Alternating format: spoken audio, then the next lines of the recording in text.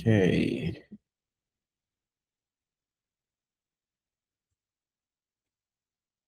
Oke, kita review yang kemarin dulu ya. Kemarin kan kita sini kemarin ada yang ngikutin juga nggak? Sorry, share screen-nya udah kelihatan belum ya? Udah Mas, Sudah ya? Oke. udah aman. Oke. Kemarin kita udah ngebahas perjalanan Tejo menjadi CTO kan ya? Oke. Kita bahas tentang orchestration, gimana orchestration, jenis-jenis orchestration tuh ada apa aja kayak kayak semisalnya ada Kubernetes, ada Apache Mesos, Spotify Helios, Amazon EKS, dan lainnya, Docker Swarm gitu. Nah, kita kemarin udah bahas juga gimana cara kerjanya orchestration itu. Dalam hal ini orchestrationnya itu Kubernetes ya. Nah, itu kemarin udah ada.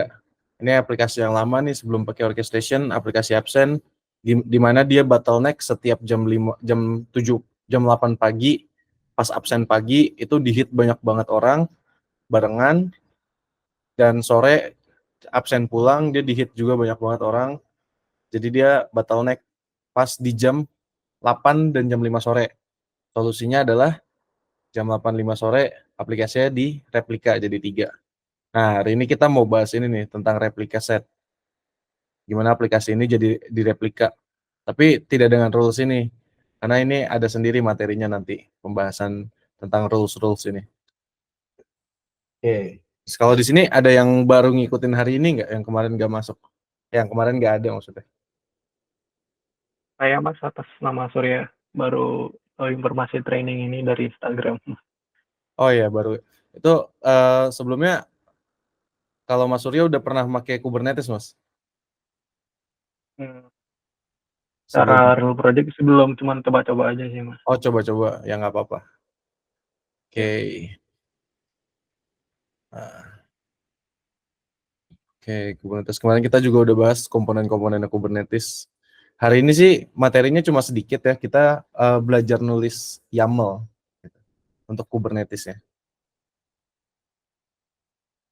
Kemarin kita udah bahas komponen-komponennya, ada node, ada worker, ada scheduler, ada API apa? KubeAPI server, ada etcd, kubelet, dan lain-lainnya. Ini ada lengkapnya. Sini kemarin kita refreshing kemarin dulu ya. Ada yang ingat gak kayak etcd itu apa? Atau ada yang tahu etcd itu apa?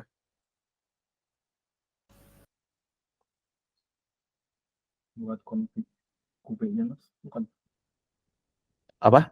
Sorry? buat konfigurasi Kubernetes-nya.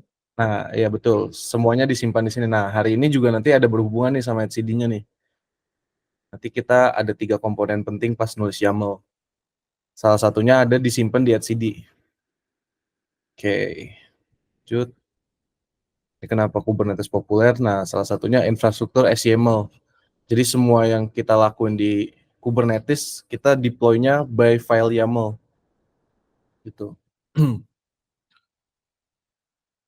Sini ada yang kemarin ada yang nyoba install nggak Minikube, KIND, K3S atau K8S? Atau mungkin pas install ada error, boleh ditanyain juga di sini. Kalau kita hari ini pakai K8S ya. Oke. Sorry, maksudnya hari ini pakai NKE, Nutanix Kubernetes Engine. Sini ada kubectl, dan hari ini kita bakal banyak main di kubectl. Gimana? Yang kubectl itu binary buat kita connect ke KubeAPI server atau connect ke cluster di Kubernetes ya. Oke. Nah, masuk ke materi hari ini. Yang pertama kita bahas itu adalah replica set. Replica set is like a supervisor for your application in Kubernetes. It ensures the specified number identical copies atau replika of your application are always running. This solve the problem of keeping your application available and reliable even if some part it fail. Nah, jadi replika set itu apa? Replika set itu yang menjaga si Kubernetes tetap ada dengan jumlahnya gitu. Semisal kayak aplikasi absen yang kemarin kita set jadi 3. Nah, ketika ada satu aplikasi yang fail, entah itu misalnya dia time out atau dia kenapa-napa, dia bakal dicek nih sama replika set. Aplikasinya ada 3 nggak nih? Kalau 3, kalau ternyata cuma 2, dia bakal nambah 1. Atau ternyata ada 4 kelebihan, dia bakal ngurangin 1 gitu. Nah, itu semua di-handle sama replika set. Tuh. Nah, kita langsung masuk ke nih.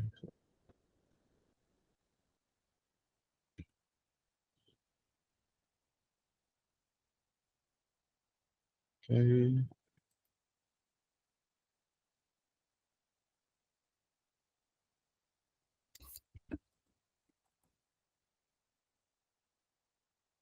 Oh, sorry.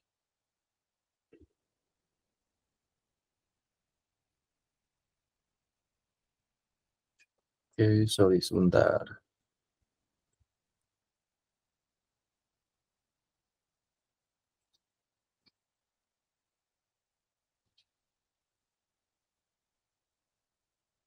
Sini ada yang udah biasa belum nulis kubectl gitu, atau nulis YAML tapi bukan Kubernetes gitu, atau baru pertama kali ngelihat cara nulis YAML gitu.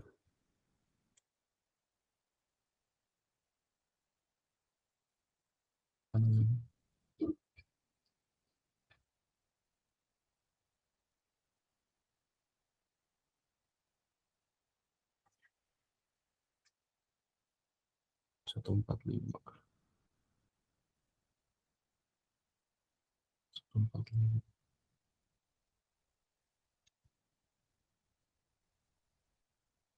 Sebentar, saya download kubectl-nya dulu, belum ke download, lupa.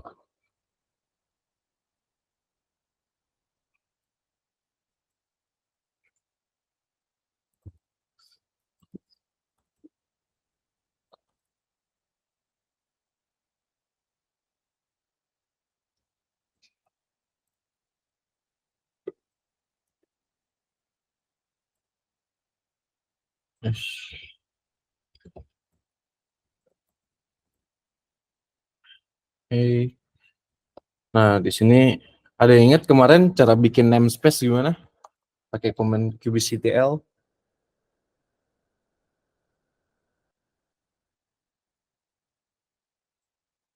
Oke, kita buat namespace untuk hari ini. Kita coba ke kubectl get namespace ya, atau ns singkat. Nah, kita coba buat namespace baru namanya replika set. Kubectl create ns, kita kasih nama replika set. Oke. Nah, di sini kalau kita cek kubectl get namespace, sini udah ada nih replika set. Kita bikin 7 detik yang lalu. Oke. Nah, hari ini saya udah punya YAML replika setnya. Kita cek dulu. Iya, nano replika set.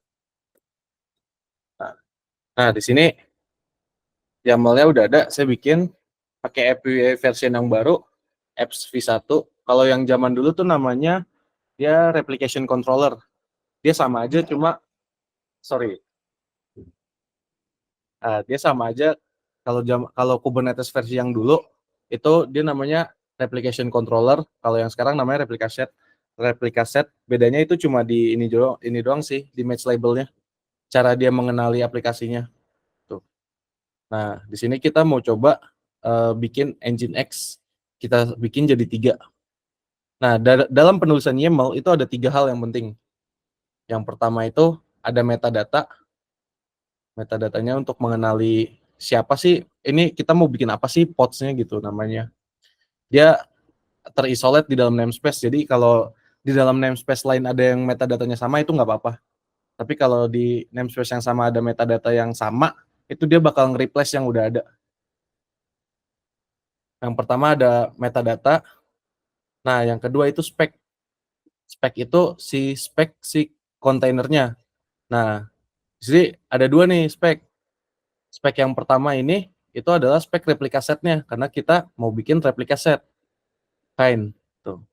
Nanti kalau kita mau bikin misalnya deployment itu kita tulis kainnya deployment gitu. Kalau kita mau bikin service tulisnya kainnya service. Nah, di setiap uh, di setiap kain itu dia punya template beda-beda nih, template speknya.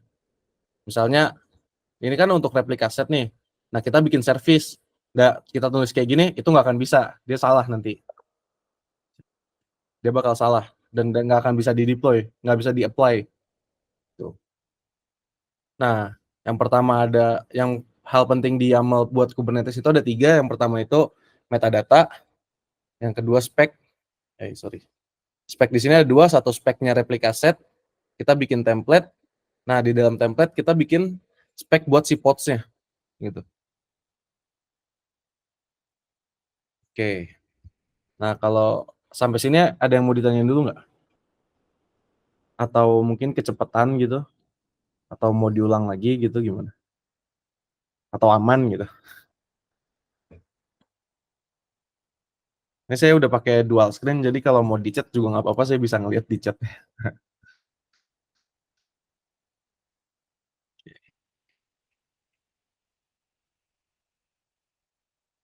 Masih aman, Mas. Oke, kita lanjut ya.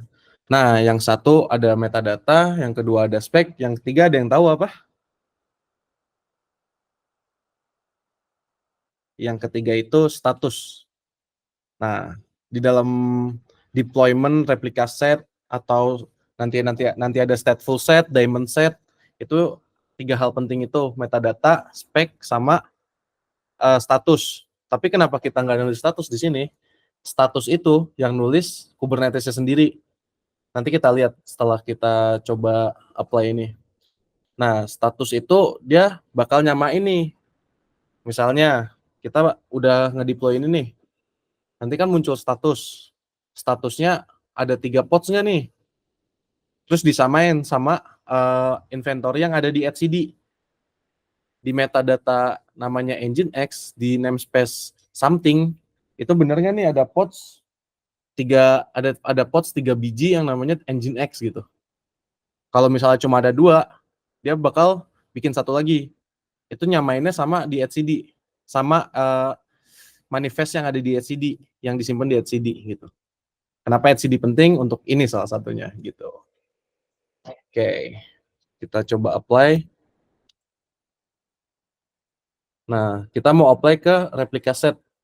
Ada yang ingat komennya apa? Teman-teman yang kayak kemarin.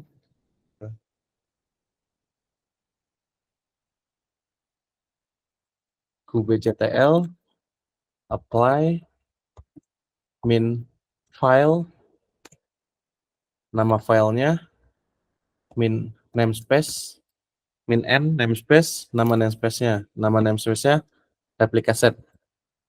Nih, kita apply.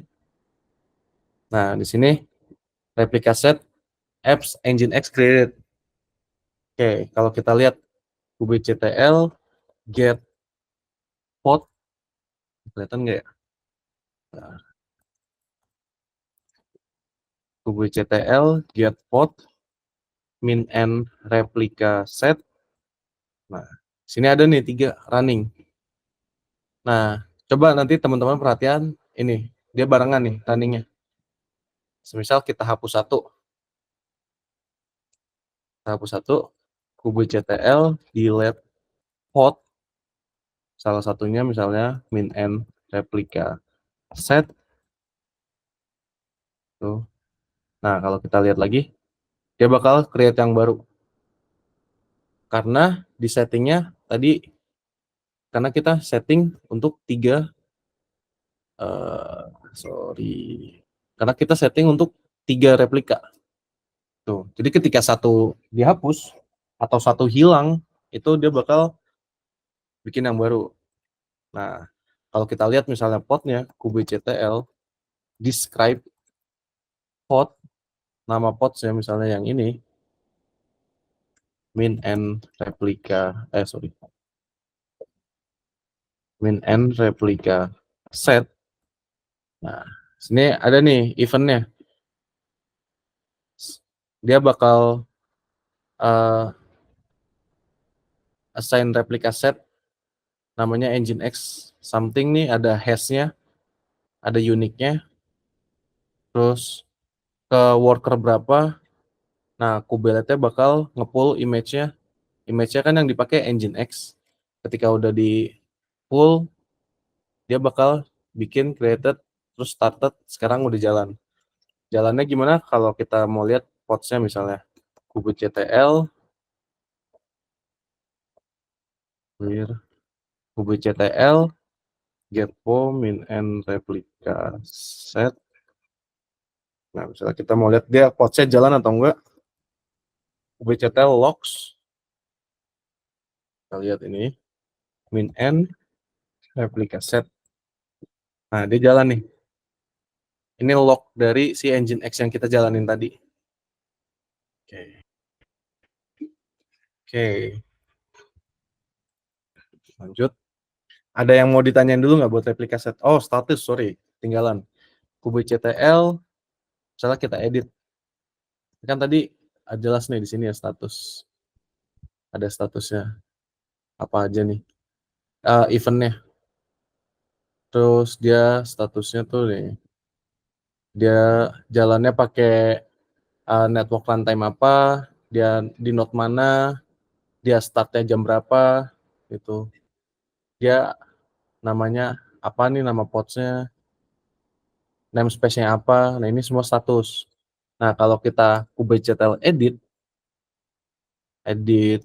replika set, min and replika set, nama replika setnya itu, sorry. Nah, kita lihat sini. Ini kan ada nih statusnya nih. Metadatanya nih, metadata. Ini ada statusnya, creation time, generation, UID, ada speknya. Nah, status ini dia di generate sendiri otomatis sama si Kubernetes-nya. Gunanya apa? Gunanya ini untuk disamain nih sama manifest yang ada di etcd. Ini manifestnya ada di, nanti ketika kita apply, itu nanti si etcd bakal nyimpan manifestnya. Nah, replika set ini bakal nyamain nih. Udah sesuai belum? Replikanya 3, yang ready berapa? Gitu. File-nya berapa? Gitu. Kalau beda, nanti disesuaiin tuh sama replika set. Misalnya kurang 1, dia bakal assign pods yang baru gitu.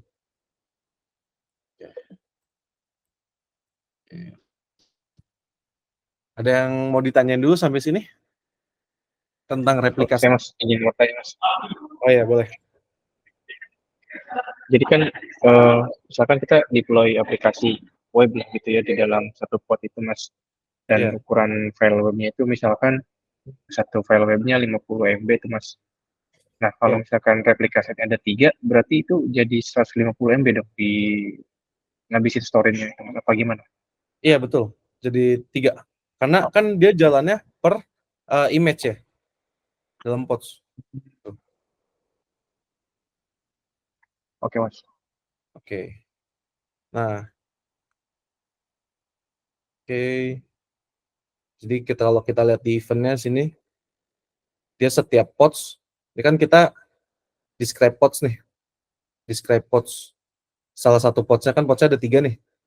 Nah, kita describe yang ini. Nah, setiap pods itu dia bakal full image lagi. Successful. Makanya kemarin, di hari kemarin, secara best practice, baiknya itu kita punya local repository. Biar setiap ada pods yang restart, setiap pods ada pods baru, kita nggak nge-pull dari Docker.io. Kalau ini kan masih nge-pull dari Docker.io ya. Ini masih nge-pull dari Docker.io. Si Engine X-nya ini. Tuh. Ada lagi mungkin?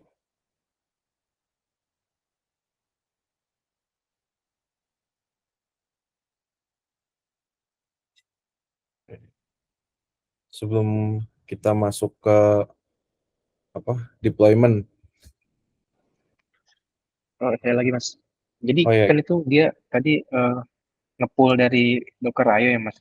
Kalau misalkan di satu cluster itu nge-pullnya tiap pod ada yang dari Docker IO, ada yang dari punya kita sendiri, repository sendiri itu bisa nggak Mas kayak gitu, digado-gado? nggak bisa. Jadi kan kita define di sini. Kita define di replica set YAML nih.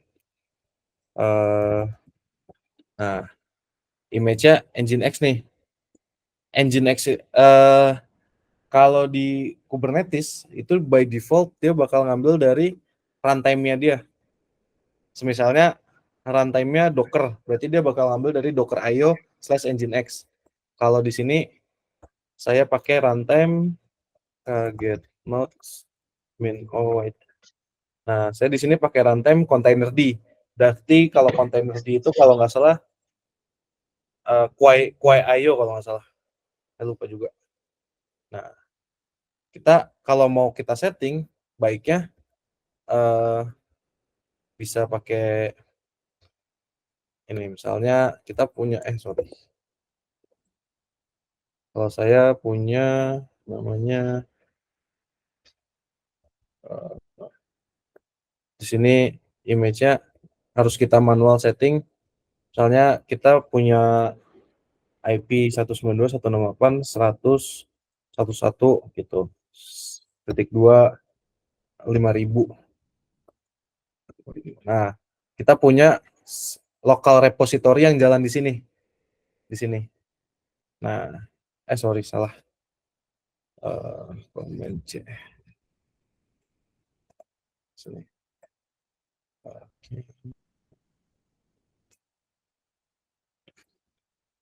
Nah, misalnya kita punya local repository, misalnya let's say Nexus OSS. Kita punya jalan di sini. Nah, dia bakal nge-pull image dari sini yang image-nya namanya Nginx. Kemarin kan waktu kelas Docker mungkin udah tahu kan ya susunan urutan ini gitu. Urutan misalnya ada grup, ada subgroup, ada user gitu. Ada misalnya ini Nginx. Ini ada di grup Nginx ada Nginx custom misalnya. Ada version something gitu. Nah, kita harus define sendiri lokal repository-nya. Tapi kalau kita nulisnya kayak tadi cuma Nginx aja, itu dia bakal nge-pull dari default repository-nya dia. Semisal di sini runtime-nya Docker, dia bakal nge-pull dari Docker IO gitu. Kalau saya mau jalanin misalnya aplikasi punya saya, tuh saya harus nge-pull define user si Docker saya. Misalnya saya cek kalau nggak salah nanti di deployment ada. Saya lupa nama image-nya apa. Itu. Jadi by default dia bakal nge-pull dari yang default repository runtime-nya. Nanti pas deployment kita coba ubah, kalau teman-teman punya image misalnya mau dijalan di sini dicoba bisa kok. Tuh. Oke, ada lagi yang mau ditanyain? Kalau nggak ada,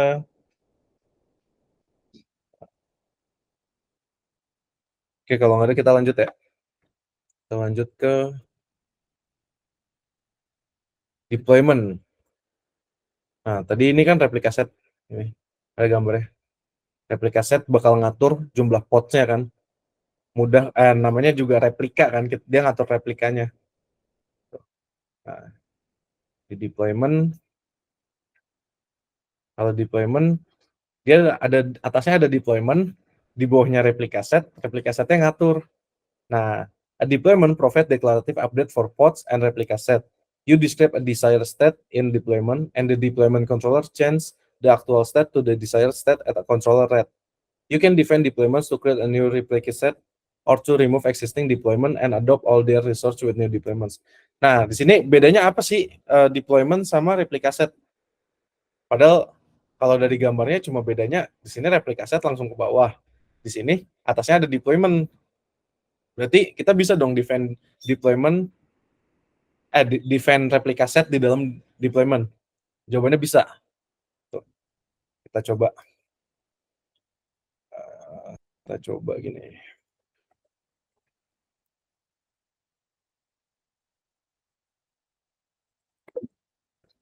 Oh, emang.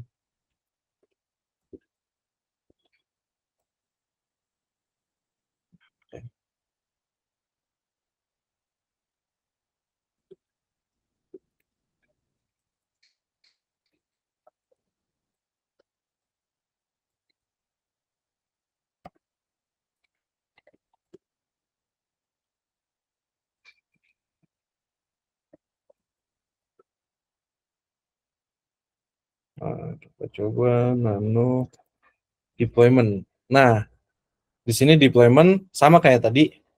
Dalam penulisan file YAML itu 3 yang penting, metadata, spek, sama status. Tapi status nggak ditulis. Nah, di sini tadi kita pas mau define replica set, kita kainnya deployment, kainnya replica set. Kalau sekarang kita mau define deployment, kita kainnya deployment gitu. Ini ada metadatanya, nama metadatanya tes HTML, ada labelsnya, speknya, ada match labelnya. Nah, di sini nih.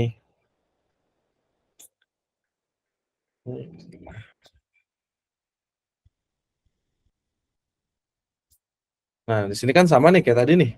Kita di define speknya si replica set kan.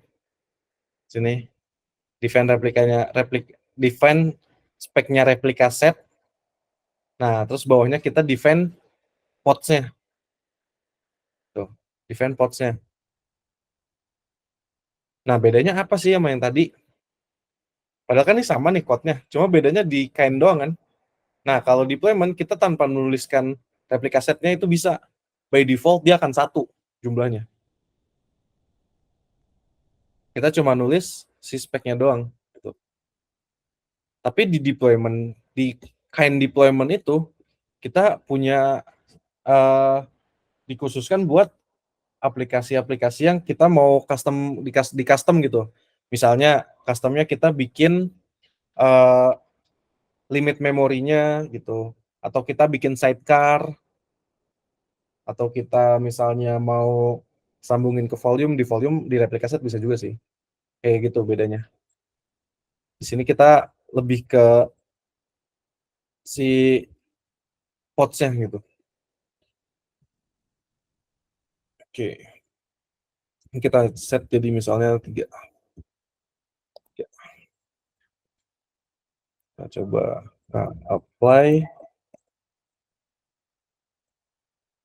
Oh ya, buat teman-teman yang nggak tahu, saya udah nulis ini ya, alias K sama dengan kubectl. Jadi saya nggak nulis kubectl, yang saya tulis itu K sama K get node misalnya. Oke. Nah, kita cek ls K apply min F. Kita bikin namespace-nya dulu. ns. Setelah kita bikin namanya deployment. K create ns deployment. Nah, deployment udah create, kita coba apply. K apply min F deployment min N deployment. Nice. Nah, di create nih. Nah, kalau tadi kita kan ngeceknya K get rs replica set min N replica set. Nih. Nah, di sini ada nih Nginx. Atau misalnya kalau mau coba ngeliat semuanya, K get all min N replica set. Nah, di sini ada pods-nya kan. Di namespace replica set ada pods-nya nih running. Dan di sini kita punya replica set. Tuh. Kalau coba kita K get all min N deployment. Nah, dia ada deployment nih. Tapi dia juga ada replica setnya. Karena di dalam file deployment tadi, kita define replica set sesuai sama gambar yang ini. Di dalam file deployment, kita define replica set. Tadi kita define 3. Di sini kita define 3. Kalau kita mau lihat filenya, ke edit, deploy, atau deployment, min n di deployment. Sorry, ada namanya. Tes HTML. Nama deployment tadi tes HTML. Tipe. Nah, sini ada nih metadatanya apa, dia jenisnya deployment, ada labelnya, speknya, spek replikanya kita bikin 3. Kita bikin container, image-nya RGX, Nginx. Nah, ini saya define RGX. Ini user Docker IO saya. Di sini saya punya image namanya Nginx-1, versionnya version v3 gitu. Nah, terus di situ portnya saya bikin expose port 80 dengan protokol TCP. Tuh. Sini ada statusnya yang di define tadi. Nah, bedanya adalah yang tadi yang Nginx doang itu default Nginx. Kalau kita nanti coba kita hit, itu yang muncul lamannya Nginx. Tapi ini Nginx-nya udah saya edit nih. Image Nginx-1 version 3 udah saya edit isinya. Jadi pas di hit ya aplikasi saya gitu. Karena kita nge-pull dari Docker IO-nya RGX ini, Docker IO saya. Tuh. Tuh, kalau kita coba misalnya saya juga ada servisnya ls clear ls nano service. Nah, saya ada servisnya di sini.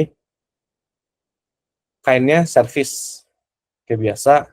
Dia punya metadatanya tuh harus sama pods-nya gitu. Nah, speknya selektor, ini tuh selektor tuh kita mau bikin service ini tuh buat siapa? Buat Nginx tadi gitu. Portnya saya mau kemarin di Docker udah belajar kan ya port dan target port. Saya mau saya ngakses ke port 80, habis itu di redirect di dalam ports-nya ke 80, which is si aplikasi Nginx tadi. Karena Nginx tadi kan saya define expose dong port 80. Nah, dari service buat ngehit ke sana itu saya mau lewat 80. Kalau kita bikin 81, dia nggak bakal ngehit ke sana karena maunya 80 gitu dari ports-nya.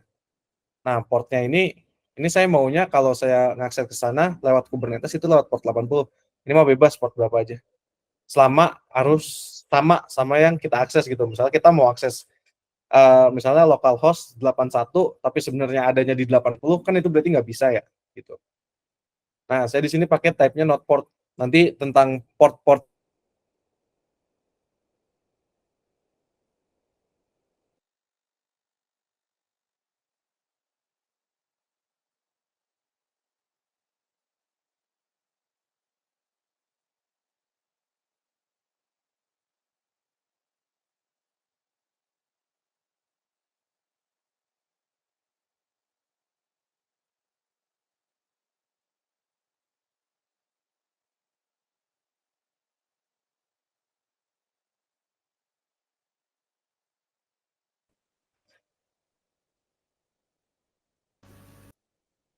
halo, tes. Saya putus tadi koneksinya ya? Ya, Mas. Tadi sampai mana ya? Sampai port. Share screen-nya nggak ada ya? Oh, tes. Share screen-nya ada, Mas Argo?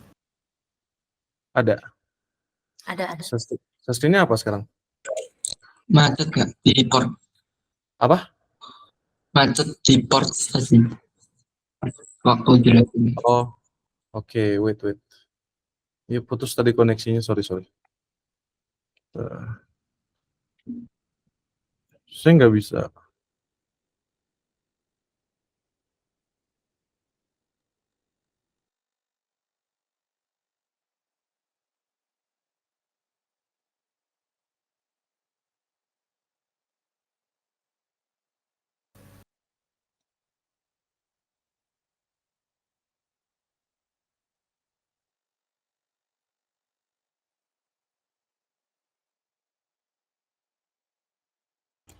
Halo, tes.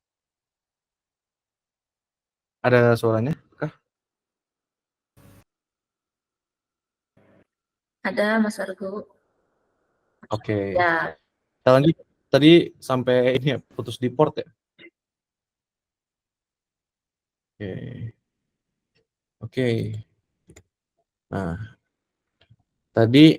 ini saya mau saya ngakses ke sana via 80. Nah, dari si kube proxy-nya diarahin ke ports-nya di dalam 80. Kenapa 80? Karena saya expose portnya tadi di 80. Kayak gini, biar gampang. Nah, cat deployment, cat service. Nah, saya di sini mau kontainernya itu di 80. Di port ini, kontainer ini bakal nge-expose port 80. Jadi kalau kita masuk ke dalam pods, kita curl localhost 80, dia bakal nampilin tampilan Nginx ini. Tuh. Nah, kalau kita mau akses dari luar, si kube proxy ini akan nge-hit ke 80 ke sini. Nah, cara saya nge-hit ke kube proxy adalah lewat port 80. Gitu. Kebayang nggak? Jadi, saya ngakses ke 80. Nah, dari 80 sama kube proxy-nya diarahin ke 80 dengan cluster IP ini. Cluster IP ini port 80. Ketika saya sudah di dalam portnya itu expose ke 80. Gitu. Nah, saya coba misalnya akses. Nah, di sini saya pakai type-nya not port. Not port itu dari 80 nanti dia bisa expose lagi port yang baru. Itu di range 30.000 sampai 32.000. Bisa random, bisa di custom juga bisa. Tapi di random aja nggak apa-apa. Kita coba ke apply min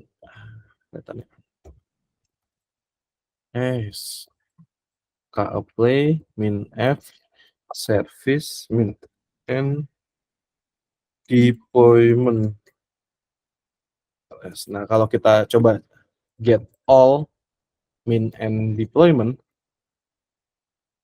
dia bakal ada yang baru nih. Service, nama service-nya tes HTML.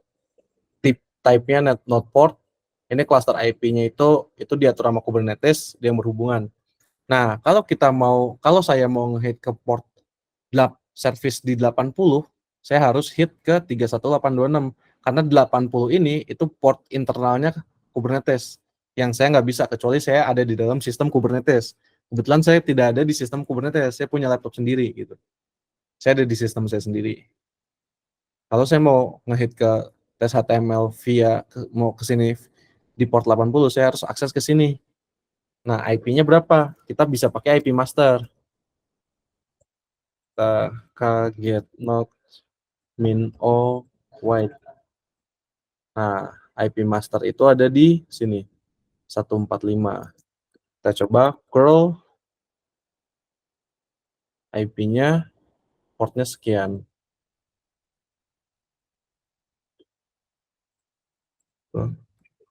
Nah, sini ada landing page Argian. Itu. Saya udah berhasil masuk ke sini. Nah, ini kan ada 3 nih ya. Saya nggak tahu nih masuk yang mana. Itu udah di load balancing sama kube proxy-nya. Sama replika set. Dan di sini ada kube proxy, nanti pas nge-hit ada kube proxy kayak gini. Kayak di sini. Nah, si kube proxy ini nanti udah tahu nih ports yang mana aja yang saya hit gitu. Misalnya di port 1 CPU-nya lagi tinggi, Berarti ngehit aja pots 2 CPU-nya lagi tinggi, pots 3 gitu. Oke, sampai deployment sini ada yang mau ditanyain dulu nggak?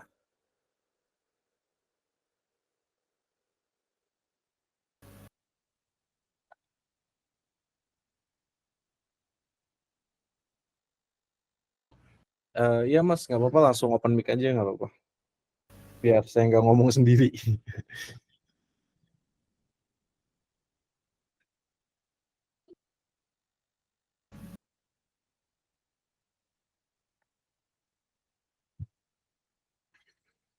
Atau mau nanya via chat juga nggak apa-apa.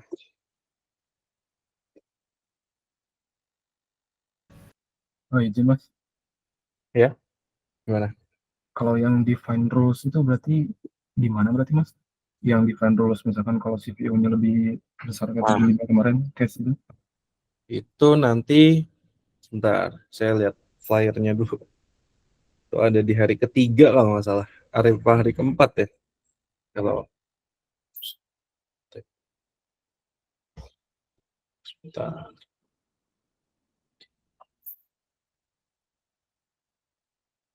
Oh itu ada di hari terakhir mas, HPA itu. Nah jadi define rule-nya kurang lebih gini ya gambarannya. Nanti kita bahasnya di hari keempat, hari kelima ya, tanggal 29 HPA Kubernetes.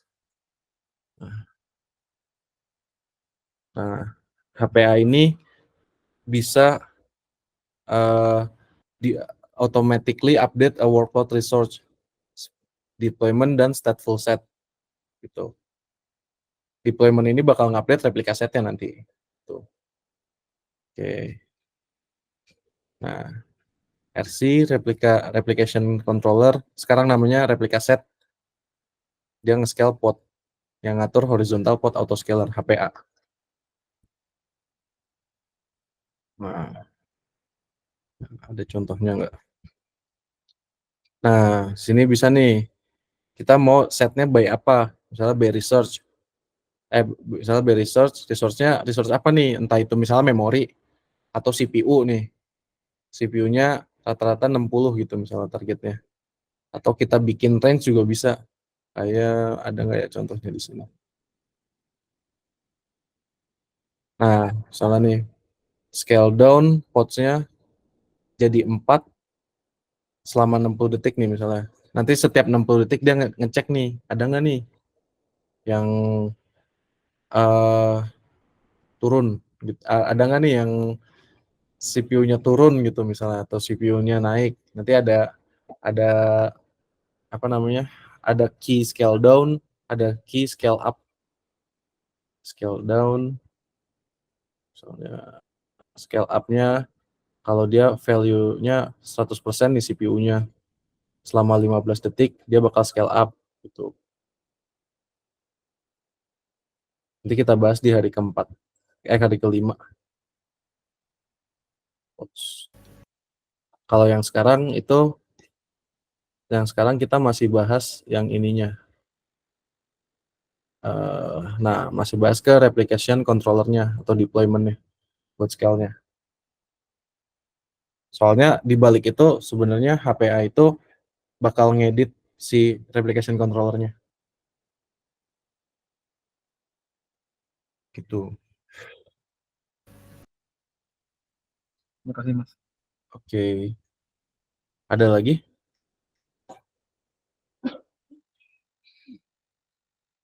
Oke.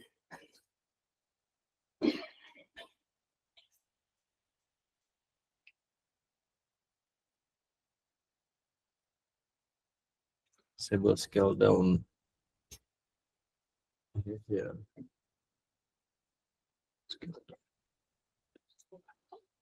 Oke, kalau nggak ada, kita lanjut lagi ke tadi sampai deployment, sekarang ke stateful set. Nah, sebelumnya stateful set itu teman-teman di sini udah tahu belum bedanya stateful sama stateless? Oke, kalau belum, oke, ada yang udah tahu stateful sama stateless bedanya?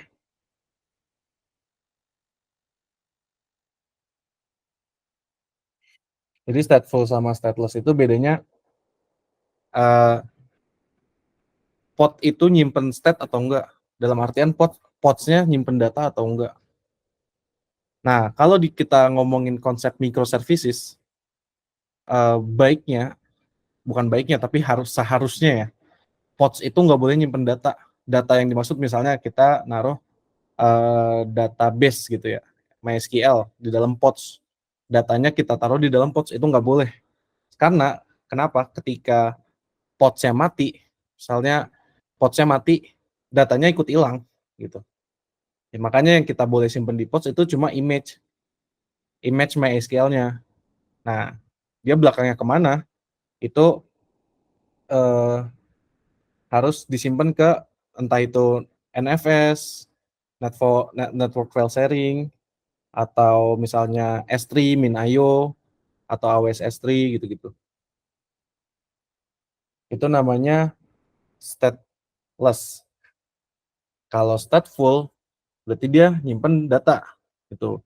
Nah, stateful di sini adalah nyimpen data di PVC, persistent volume claim.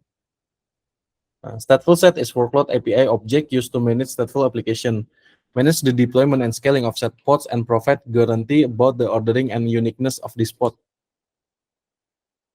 Nah, contohnya misalnya teman-teman punya aplikasi absen kemarin. Aplikasi absen itu kan dia nyimpen data, misalnya taruhlah datanya namanya JSON. Sebutlah dia nyimpen JSON yang isinya ID karyawan, jam absen, sama jam pulang gitu misalnya. Nah, ketika dia udah absen, terus siang kan sepi nih, dia scale down nih podsnya, dihapus. Itu kan berarti datanya hilang juga tuh. Kalau kita nggak nyimpen di luar dari pods. Maksudnya kalau kita nyimpen di pods gitu. Kalau podsnya dihapus, dia hilang datanya. Nah, sedangkan kita nggak mau dong datanya hilang gitu. Tuh, kita harus bikin konsep stateless. Nah, stateless itu baiknya pakai deployment bikinnya. Nah, kalau deployment-nya mau nyimpen data gimana? Kita bikin pakai persistent volume. Nanti buat detail tentang persistent volume, kita di hari Selasa. Kita bahas object storage, storage page, external storage, NFS, sama object storage. Gitu. Kita pakai Minio ntar. Nah, terus buat apa dong kalau konsep microservices harus stateless, sedangkan di Kubernetes ada stateful? Nah, ada kalanya kita punya aplikasi stateful. Gitu. Nah, gimana kalau kita punya aplikasi stateful? Gimana cara kita bikinnya gitu? Maksudnya bikinnya adalah config-nya tuh gimana caranya? Nah, yang pertama kita harus tahu konsep PVC. Jadi PVC itu dia gampangnya dia tempat naruh datanya lah, persistent volume claim. Ketika kita punya satu aplikasi besar, satu server besar untuk penyimpanan, kan pods ini bakal nyimpen ke sana semua. Tapi yang kita nggak mau adalah PVC-nya itu per pods tuh unik, beda-beda gitu. Kita mau harus tetap itu gitu pods-nya. Kita pakai stateful set.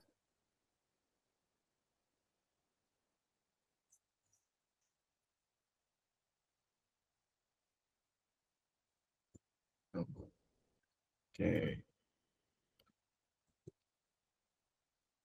Clear.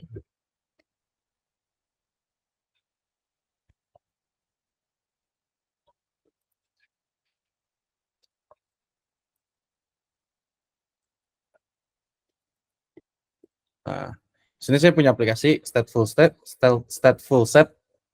Kita mau nyimpen data di persistent volume. Atau mungkin gampangnya gini, aplikasi stateful set sama stateless itu, stateful sama stateless itu ibaratnya stateful itu hewan peliharaan. Nah, stateless itu hewan ternak. Kalau misalnya hewan ternak mati, itu misalnya kita punya ayam nih banyak, ayamnya mati nih. Nah, ya udah kan itu boleh tuh diganti sama ayam apa aja, yang penting bisa diternakin kan. Tapi beda lagi treatment kita ke hewan peliharaan kan. Misalnya kita punya kucing, kalau kucingnya mati, nggak mungkin dong, misalnya nggak mungkin dong kita ganti anjing gitu misalnya, atau kita ganti hewan peliharaan hamster gitu ya. Kita harus ganti kucing, dan kucingnya pun nggak sembarangan, harus sama dong treatment kita ke hewan peliharaan kita. Misalnya yang kucing kita hilang, kucing Anggora hilang nih misalnya, masa kita ganti kucing Persia, kan vibes-nya beda gitu ya. Nah, itu stateful. Nah, kalau di Kubernetes berarti dalam artian seperti itu, stateful tuh harus unik. Kenapa unik? Karena ketika kita bikin aplikasi, misalnya kita naruh aplikasi MySQL nih di deployment. Kita bikin aplikasi MySQL di deployment, dia bakal, ketika dia mati, dia bakal ini kan, kalau kita lihat tadi, misalnya ini kita lihat dulu. Ke getpo min n deployment. Nah, di sini kan ada nih hash-nya nih. Berarti nggak unik dong kalau kita hapus satu misalnya. Delete pod min n deployment. Nah, kalau kita hapus yang ini DT225, dia nggak ada lagi kan DT225. Artinya beda dong, podsnya baru kan. Nah, kalau stateful set nggak boleh, kita harus unik. Nah, perbedaan kita deploy dengan deployment sama stateful set, kita dikasih unik di stateful set itu, termasuk DNS. Even IP ketika, kalau kita coba gini, min o white. Nah, ini kan ada IP-nya nih, setiap pods. Kalau kita hapus podsnya, nanti IP-nya beda. Stateful set pun sama, IP-nya beda. Tapi cara kita ngobrol dengan stateful set itu nggak by IP, tapi by DNS. Nah, bedanya stateful set sama deployment, sama stateless, itu stateful set itu ngobrolnya by DNS. Dia bakal dibikinin DNS. Nah, kita coba balik lagi ke sini. Nah, di sini kita bikin persistent volume. Namanya kita taruh di data collect location. Tuh. Jadi semua aplikasi yang kita bikin di stateful harus masuk ke data location. Tuh. Kalau di deployment kita bikin kayak gini, nanti dia per path-nya bakal bikin kayak gini. Port 1, terus ada lagi port 2, port 3 gitu. Nanti datanya dia nggak bisa sinkron, susah buat sinkron. Kalau kayak gini, stateful dia bisa sinkron. Karena dia unik, namanya selalu sama. Coba misalnya kayak tadi, kan di belakangnya ada DT5 something gitu. Nah, kalau kita hapus terus kita bikin port baru, namanya berubah kan, bukan DT5 something. Nah, kalau stateful set, dia bakal namanya misalnya service 1. Nah, ketika service satunya kita hapus, dia bakal create lagi service yang namanya service 1 gitu. Karena dia komunikasi by DNS. Tuh, oke. Oke. Nah, di sini kita bikin volume claim template. Kenapa template? Karena kita bikin replika 3. Tuh. Kalau kita cuma bikin 1, itu nggak ada template-nya. Kita persistent volume claim aja. Speknya sama, port name-nya metadata. Nah, volume mode-nya kita bikin app data Node.js stateful volume claim. Oke, kita coba apply. Behavior-nya akan seperti ini. Get ns. Nah, misalnya kita clear create ns, namanya stateful set. Nah, apply min f stateful set min n stateful set. Nah, dia bakal bikin nih unchanged, karena saya udah pernah punya nama persistent volume ini di namespace lain, makanya dia unchanged. Oke, kalau kita coba get all min n stateful set. Nah, dia akan running. Nah, bedanya adalah Kalau tadi kita deploy, misalnya kalau kita bikin deployment, replikannya 3, dia bakal bikin barengan. Nah, kalau stateful set enggak, dia bikinnya satu-satu. Karena kan di dalam sini ada data. Stateful set kedua akan mereplikasi dulu data yang ada di stateful set 0, indeks 0. Berarti ini stateful set 1, ini stateful set 2 kan. Ini ada indeks 0-nya. Nah, dia bakal mereplikat dulu di sini. Dia punya masternya itu yang 0. Ini cuma slave. Tuh. Makanya dia pending sebelum ini running. Gitu. Makanya dia beda ininya.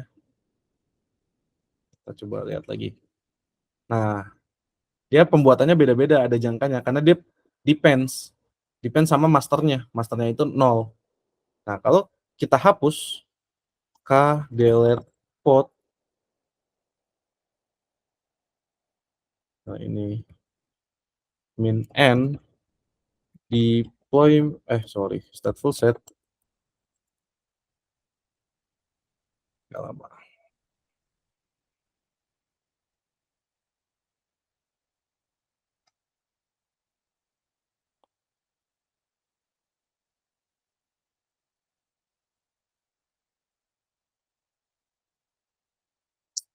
Agak lama. Karena dia harus ngapus yang 2 dan 1-nya dulu.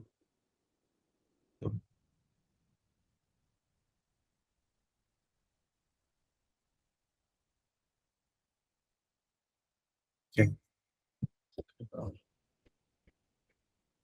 Nah, dia udah running nih. Dia bakal mereplikat yang dari 1 dan 2 ini. Tuh. Oke. Kalau kita lihat k get pvc min and stateful set. Nah, dia bakal nih dia ngambil, dia ada namanya, name-nya apa, statusnya bound-nya ke siapa, ke sini, ke PVC something gitu. Nah, kenapa dia namanya nggak berubah? Karena bound ini nggak boleh berubah namanya. Kalau namanya berubah, dia bakal beda path-nya. Tuh.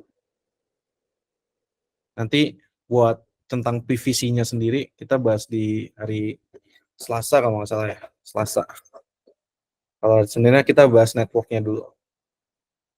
Sampai sini ada yang mau ditanyain dulu nggak? Sambil nunggu pertanyaannya, saya ke toilet dulu sebentar ya.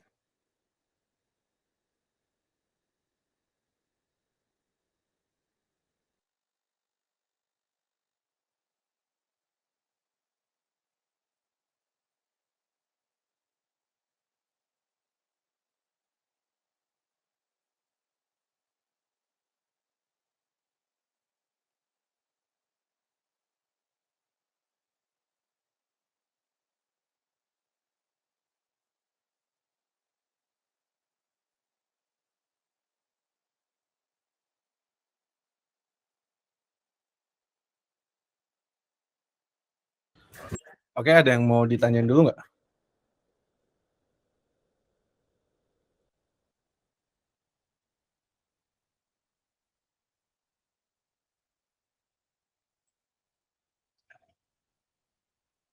Oke.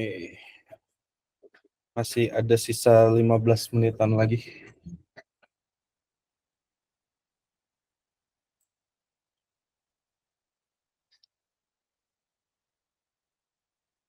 Oke, kalau nggak ada, kan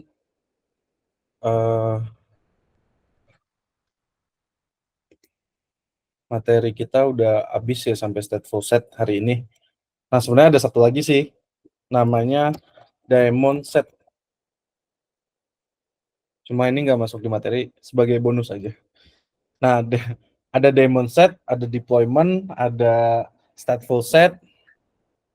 Bedanya tuh apa sih sebenarnya tiga-tiganya itu?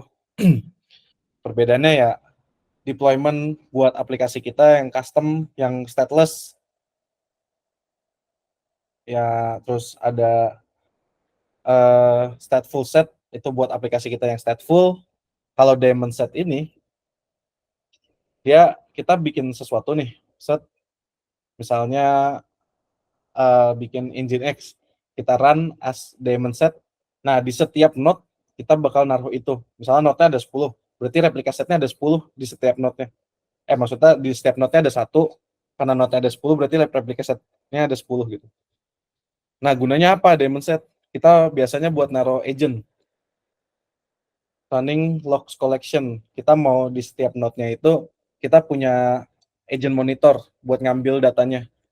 Misalnya node 1 CPU-nya berapa, itu diambilnya misalnya pakai Fluentd gitu. Buat diakses ke Prometheus-nya kan. Kita taruh agent Fluentd.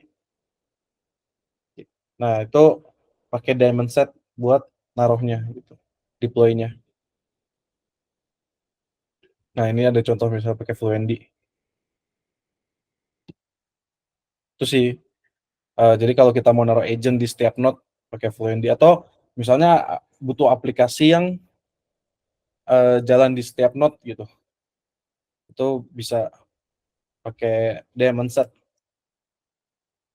gitu.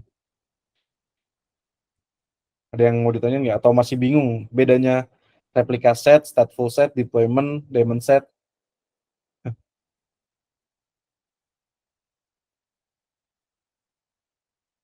Atau mau ada pertanyaan yang lain bukan tentang ini, itu tentang Kubernetes, bukan tentang daemon set, replika set atau deployment, tapi tentang Kubernetes, boleh ditanyain aja nggak apa-apa.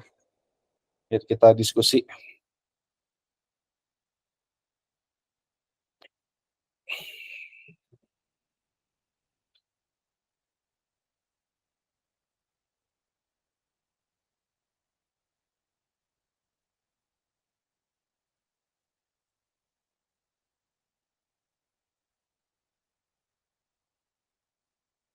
Oke. Kalau boleh tahu, teman-teman kan di sini kebanyakan kerja ya mostly ya, atau mungkin ada yang mahasiswa. Itu di kantornya udah pakai Kubernetes belum untuk aplikasinya di kantor teman-teman? Sudah pakai Kubernetes atau masih bare metal gitu mungkin? Sama itu yang handle Kubernetes-nya sama teman-teman sendiri atau bukan gitu? Mau nanya aja sih.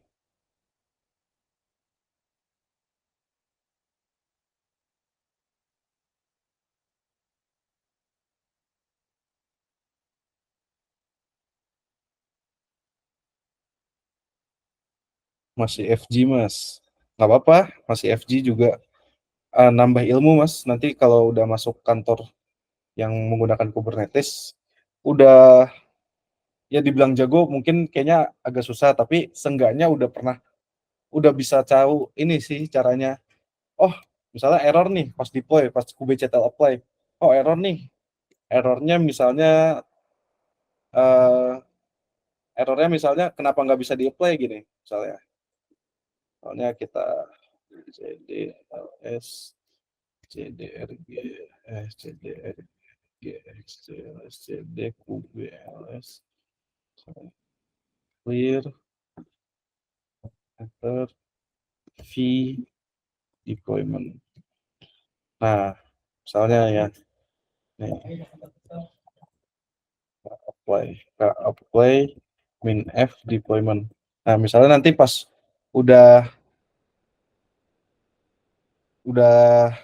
kerja nih Mas di yang seputar Kubernetes, terus nemu error nih, misalnya satu contoh errornya kayak gini nih, error parsing deployment YAML. Nah, sebenarnya ini kan errornya human error ya, bukan Kubernetes-nya.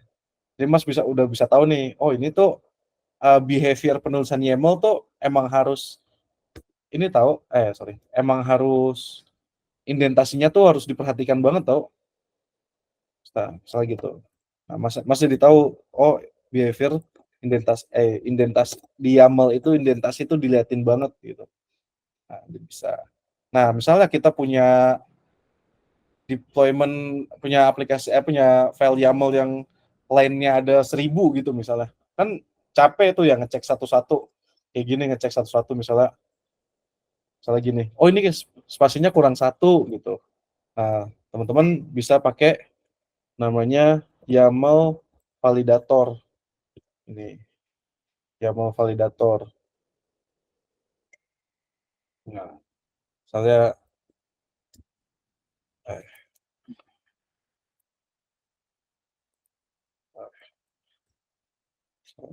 cat deployment. So,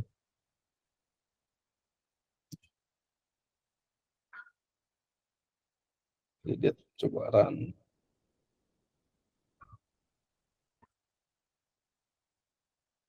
Lihat.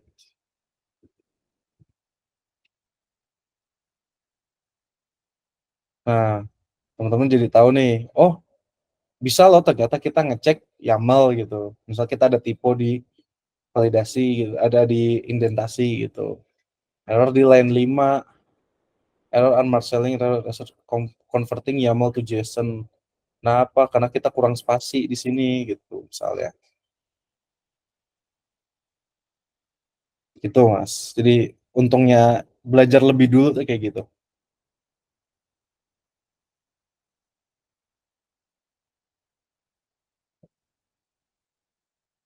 Oke. Jadi kebanyakan belum ini ya, belum pernah di kantornya belum menerapkan ini ya, belum menerapkan Kubernetes mungkin ya, kebanyakan ya. Atau udah kalau belum boleh coba tuh menerapkan Kubernetes biar kita bisa sama kayak ceritanya Tejo. Siapa tahu teman-teman bisa langsung jadi CTO kayak Tejo menerapkan Kubernetes gitu. Oke, ada pertanyaan lagi teman-teman?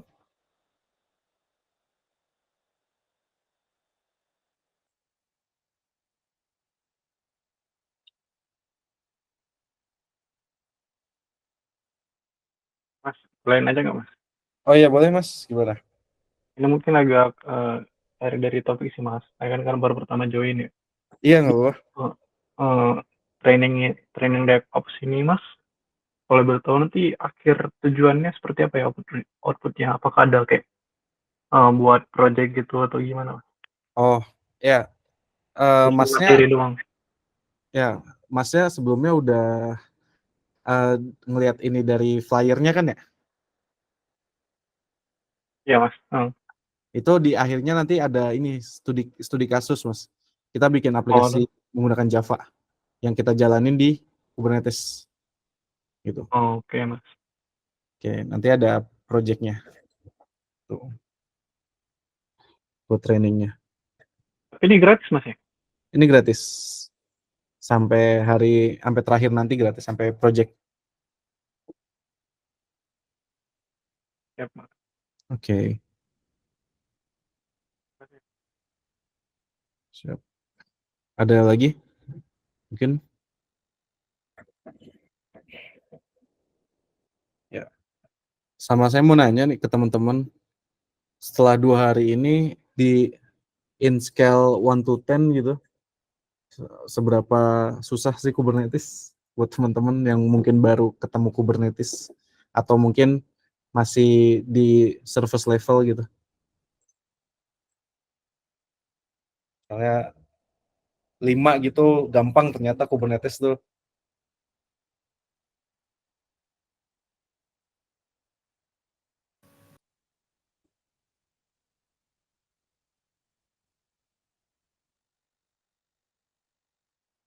Lumayan menguras otak Mas. Oh ya. Ini masih awalan sih Mas, masih belum kenal seperti service mesh, Istio gitu-gitu. Nanti itu yang advancement tuh lumayan menguras otak Mas. Tapi nggak apa-apa. Step yang bagus buat memulai Kubernetes, belajar Kubernetes dari sekarang karena di Indonesia belum terlalu baru mulai meledak ya Kubernetes ya. Beda kalau di luar negeri kan udah dari 2016, 2017. Di Indonesia tuh udah mulai kantor baru mulai menerapkan Kubernetes tuh. Nah, jadi ketika teman-teman udah belajar Kubernetes dari sekarang, itu teman-teman udah satu level lebih lanjut dari orang yang nanti menerapkan Kubernetes di Indonesia gitu. Oke. Kalau nggak ada pertanyaan lagi, mungkin Mbak Sarah, saya serahin ke Mbak Sarah. Oke, itu selesai untuk hari ini ya, Mas. Oke.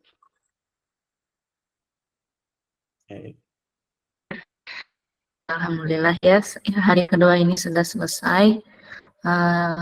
Kita lanjut lagi di hari Senin, tanggal 27 Mei tentang networking ya Mas Argo ya. Ada nanti Iya, tentang Kubernetes Master networking. IP, Node, Load Balancer juga ya, sama Iya, Ingress betul. ya.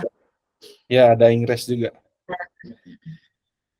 Baik, kalau misalnya itu aku siapin dulu untuk link absensi hari ini ya. Sebentar.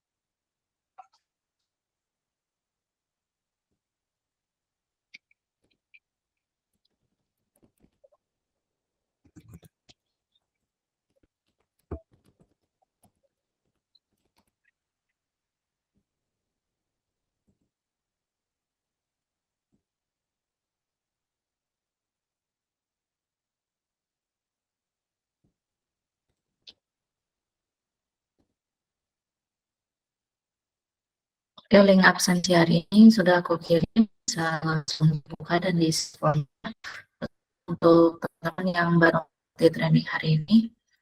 Nanti dan yang sudah sempat saya juga di WA, nanti akan saya invite ke grup WA-nya untuk informasi lebih lanjut.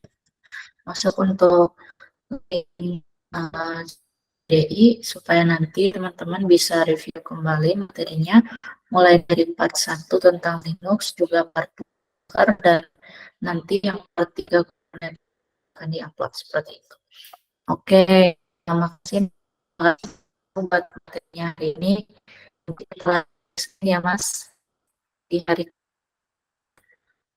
Oke, terima kasih semuanya. Selamat sore. Wassalamualaikum. Sore, terima kasih Mbak. Iya, Mbak. sama-sama. Terima kasih Mas Argian, Mbak. Terima kasih juga Mas Surya. Terima kasih juga yang lainnya.